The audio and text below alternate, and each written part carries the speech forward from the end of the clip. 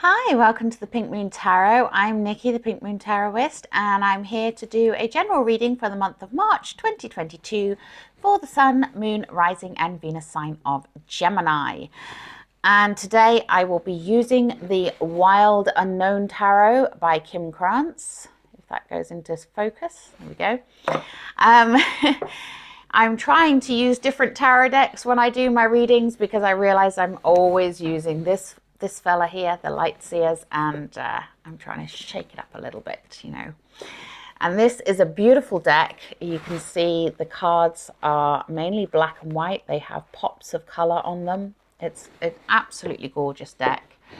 So, as I said, these are general readings, so not everything will resonate with you. Please do feel free to pick up anything that does and leave the rest behind.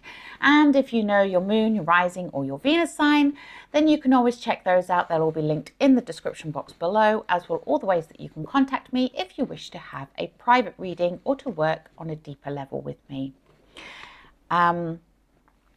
But also, speaking of below, on one side or the other, I'm not sure which, when the video uploads, which side it will be, but there is a subscribe button. Please do remember to hit that subscribe button, and please do remember to like the video and drop me any comments or questions afterwards as well if you like.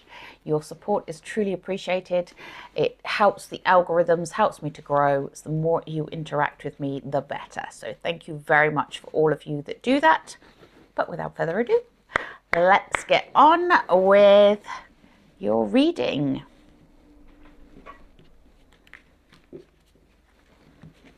Okay, Gemini. Gemini, what is in store for my lovely Geminis for the month of March 2022?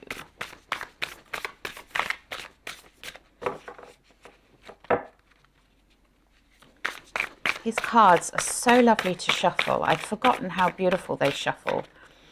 I could sit here all day doing this. Okay, thank you very much. Ooh, interesting. Oof. Am I holding these upside down? I am. Silly Nikki. Let's turn those back up the right way then.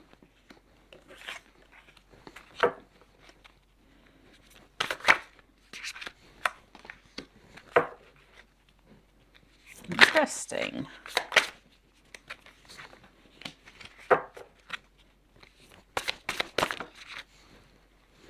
Now that one has come out in 3 readings in a row. How interesting is that?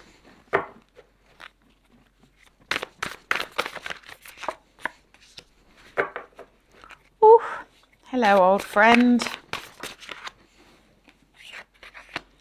Oof. It was going so well, so well. Okay.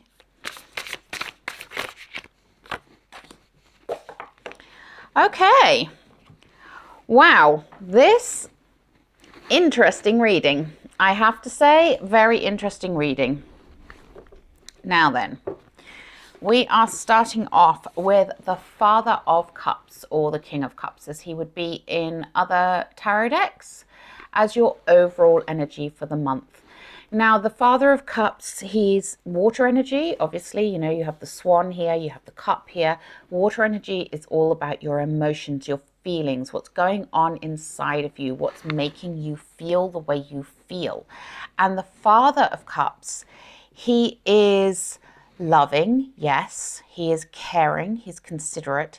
He is very intuitive, very much in tune with himself and his surroundings. He is able to just go with the flow. You know how swans kind of glide along the surface? You don't see the pedaling that goes on underneath, but you just see that beautiful swan gliding along the surface, and everything looks effortless. It doesn't necessarily mean it is effortless, but it looks it. And hopefully it will feel it for the most part. But it is a month of learning to let go and go with the flow. That's really important to remember. Please remember that. As we go through this reading, please remember, let go and go with the flow. You also have his counterpart here, the Mother of Cups, but we'll get to her in a moment. So it's an important month for trusting the process. Trust your instincts. Trust the love. Follow the love. Okay. So we start off with the Emperor. And the Emperor, you know, here he is represented by this big tall tree because he is the grand master of the tarot. You know, he is the one who's in charge. He is very much the overseer of the tarot. He's a leader. He's in charge. He's the one who gets things done. He's very masculine energy. This is divine masculine energy, and masculine energy is one of doing, one of action. And you have masculine energy here with the Father of Cups as well as your overseer. But remember I said with the Father of Cups, he's also got that intuitive side to him, which a lot of masculine energy kind of lacks that intuition, because the intuition is linked more with the feminine energy. But he's balanced out very much by his counterpart here as well with the Mother of Cups. And I want you to keep that in mind as well. It is a balance of masculine and feminine. And we're starting off with that big boom masculine energy of really owning your power and making things happen, forging ahead and doing things in such a way that it is very almost aggressive in the action. You know,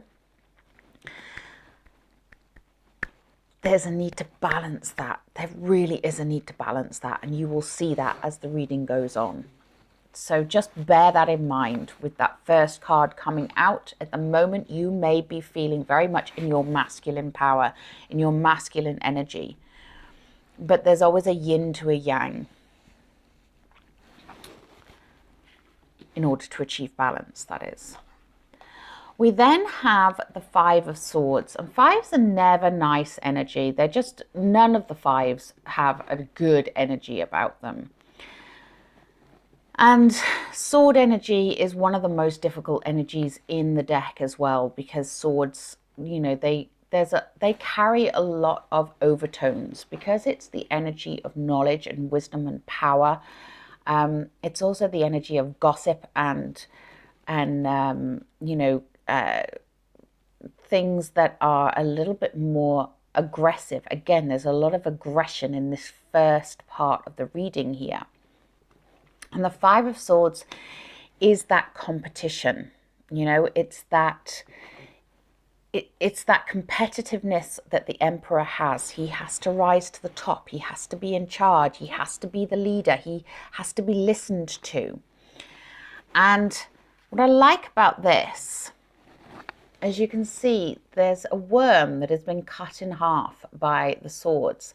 Now, I don't know if you knew this as a child or you were told this as a child, but I remember as a child being told if you cut a worm in half, the two halves will live, because a worm is masculine and feminine in one. It's male and female all in one. They are self-procreating. And I was told as a kid, if you chop one in half, both halves will still live. It's not actually true. They won't. They may for a little while, but they won't completely. You know, they won't as long as they should. They will die. So this is a very poignant kind of, by chopping the worm in half, by cutting off your nose to spite your face, you're going to do yourself a disservice here, you know. So it's a dial back that competitiveness a little bit this month. Okay, it's a duality, which I know Geminis, you're very good with duality, but there's a duality going on here.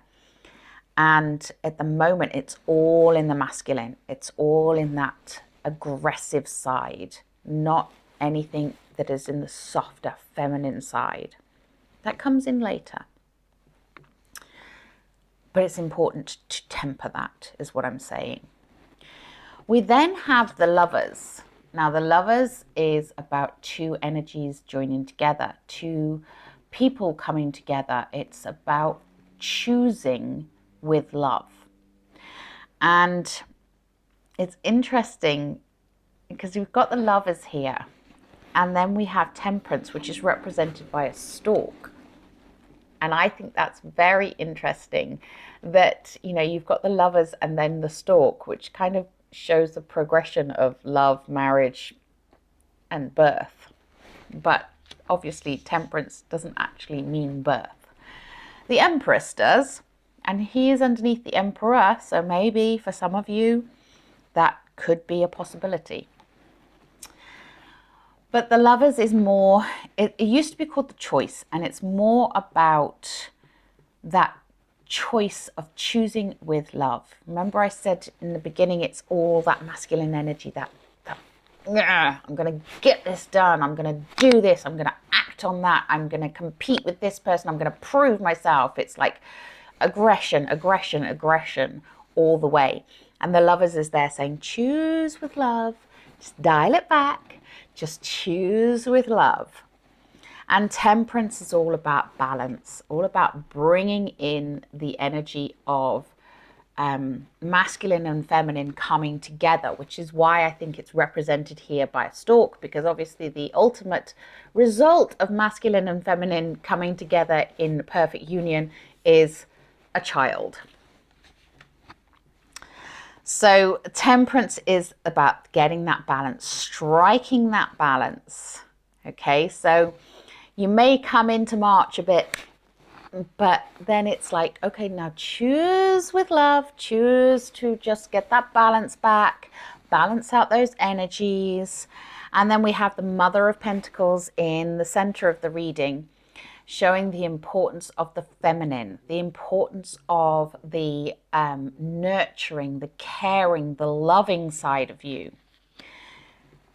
So it's a real kind of, you've got a real yin-yang month going on here, is what I'm saying. You've got a real, like extremes of energy. And your job is to bring those together in order for them to work harmoniously together, in order for you to progress and achieve and get what you want. We then have the Son of Swords. And the Son of Swords, you know, this is the one that's appeared in all three readings in a row that I've just done. So this is obviously a month of messages. Sword energy representing wisdom, represented by the owl here, truth, honesty, and communication. And the Son of Swords is the messenger. It's bringing you a message. There is something you need to know. There's something you need to understand about this balance, about this masculine and feminine. Instead of them warring, there needs to be that balance, that temperate energy. Okay? And then it all goes a little bit Pete Tong. It's, we have the Devil coming up. And the Devil energy is the energy of feeling bound, you know, stuck with addictions, stuck with old ways of doing things, that feeling chained, that feeling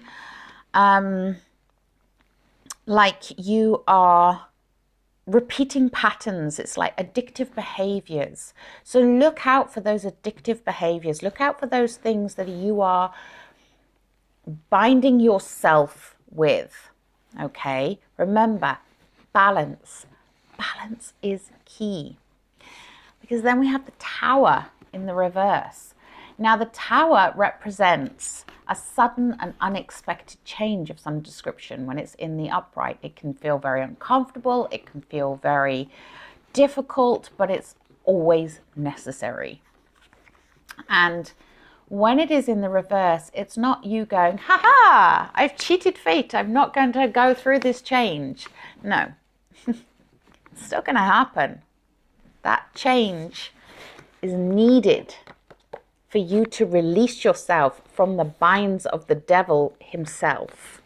Because the devil is inside of you, holding you hostage, and you are refusing to change. You are refusing to let go of something that is keeping you stuck, keeping you bound, keeping you repeating patterns that you should not be repeating. And when the Tower is reversed, it is that reluctance to let that go that is holding you back.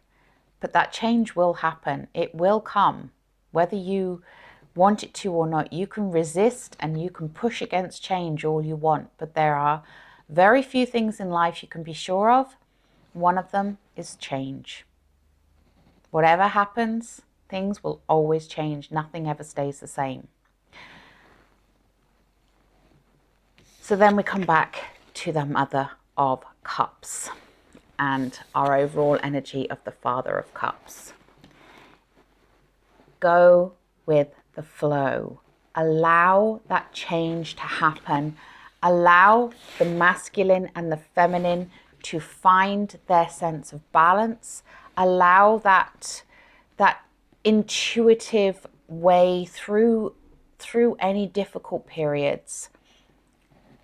And just let go of the oars and go with the flow, because you're fighting against something that ultimately is going to happen whether you want it to or not. Change is inevitable. That's what I'm getting from this. Change is inevitable. And the best way you can handle it is to engage both your masculine and your feminine side, bring them together as equal partners, as the Lovers. And interestingly enough, the Lovers and the Devil in the Rider-Waite, the Devil card has the same people as in the Lovers, but in chains with the Devil. So there's something in this connection of the masculine and the feminine, which may represent you and a partner. It may just represent the two parts of yourself. And just because it's masculine and feminine doesn't mean it's a male and female partnership. We all have masculine and feminine within us. Maybe one of you is more on the masculine side, more of the doing, the go-getting, the aggressively seeking what you want and going after things in a very masculine way, and the other one may be more intuitive, maybe more nurturing, caring, and what have you. But this is about that coming together in an equal standing. And you know, you need to let go of something. Something needs to change. And if it is a partnership, it may be that you need to start listening to one another.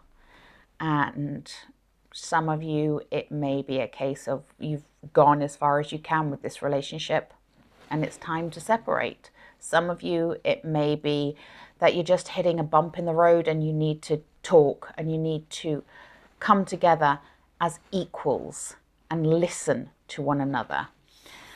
But the important thing is this: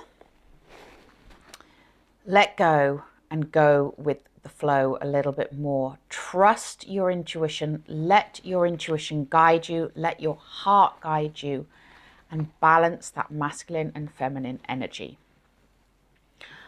Whew. Wow, Gemini, a lot of duplicity for you. Not surprising, really, is it? Okay, let's take a look at Wisdom of the Hidden Realms. If this is resonating with you and you want to delve deeper, you can always contact me for a private reading. The link to my website is in the description box below. Thank you. That was a nice, gentle little plop there. We have the Well Watcher. Wisdom, power of the divine. Design, I was going to say that. The Well Watcher. Okay, now this is, again, this is about that sense of there is a purpose to things. There is an order to things. You know, the Well Watcher guards the wishes, the wishing well, you know, but they do so with wisdom and understanding and knowledge, and knowing whether or not that wish that you've just made is something that should come true, or whether it's something that, you know, needs to be tweaked a little bit.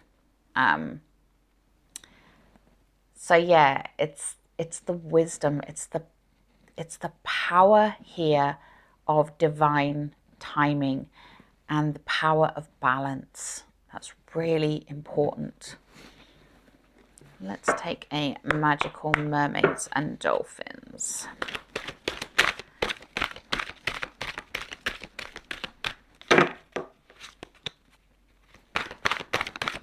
Ooh, thank you.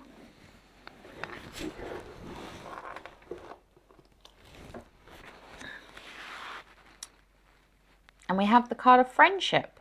Make a date for a play day with one or more friends. Yeah, this is, again, friendship is where you find your sense of balance, your sense of equilibrium. It's all linked. This masculine and feminine energy is really important for you to strike that balance. I'm going to take a healing with the fairies, I think.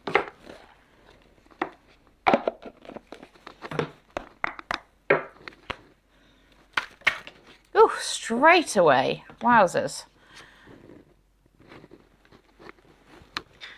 And self-reliance. Know that you have the ability. You have this inside of you. You have the ability to understand and to intuitively know what you need to do. You can do this. You can cope with this change. You can release yourself from the grips of addiction to whatever it is you are resisting letting go of right now.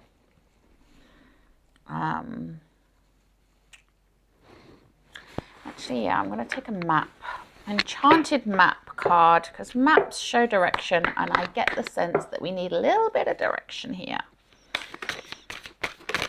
What else do my lovely Geminis need to know, please? Thank you.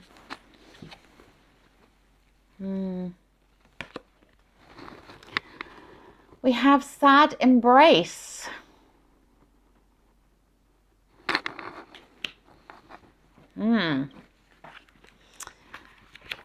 So sad embrace is, you know,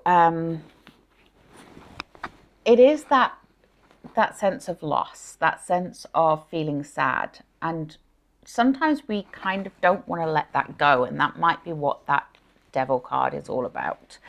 So loss is part of life. Let go and allow time to heal you. You may be entering into a period where loss is a theme. Perhaps you are having to let go of a long cherished dream. If so, take heart, for this ending may have been for your highest good. A better and more powerful dream will be realized in your life if you can accept the loss. Exactly what I was saying about the change that's inevitable. And if you allow it and you let yourself go with the flow, it'll be a lot easier. And you'd be amazed at what comes out of it, how much better you feel when you're on the other side of it. Relationships based on faulty foundations are meant to end at this time. Disappointment is a form of perception. If your expectations weren't met, a sense of loss arises along with sadness and grief. Express these emotions. Tears are like healing rain that can restore life to a parched inner landscape. Growth is always assured. Whatever the loss, however great it is, let go and experience your feelings so that you may soon see what beauty lies ahead. Oh, powerful. So yeah, this is a month where you are going to have some conflicts, some struggles, some resistance.